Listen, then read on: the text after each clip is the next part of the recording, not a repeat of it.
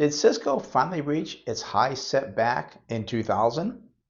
When I was watching the business news on Thursday morning, I noticed that Cisco, symbol CSCO, had passed $65 a share.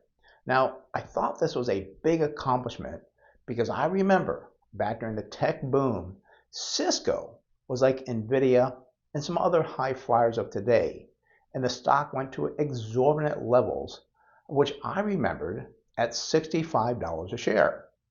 However, when I look back to see the high for the stock that occurred on March 20th of 2000, well, I noticed it hit $79.38 a share. So investors who were sucked into that hype and bought the stock at that level still have not broke even. The company does now pay $1.64 a year in dividends. So perhaps when you add that back in, maybe you get to break even or perhaps even a little return on the stock.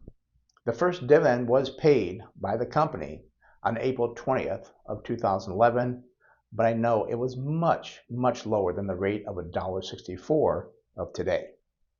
With estimated earnings for July of 2026, with a mean of 23 analysts at $3.99, the forward PE is about 16.3, which it's reasonable, but I wouldn't say it's on sale and worth buying at this level. I wrote this piece not to recommend a buy or sell on Cisco, which I do think is a good company, but to bring back history, because if you don't remember history, then you're probably doomed to repeat the same mistakes. I'm Brent Wilsey with Wilsey Asset Management. If you like these videos, be sure to give it a like or comment, and feel free to check out our other YouTube videos and weekly newsletter for the latest economic news, expert analysis, and market insights.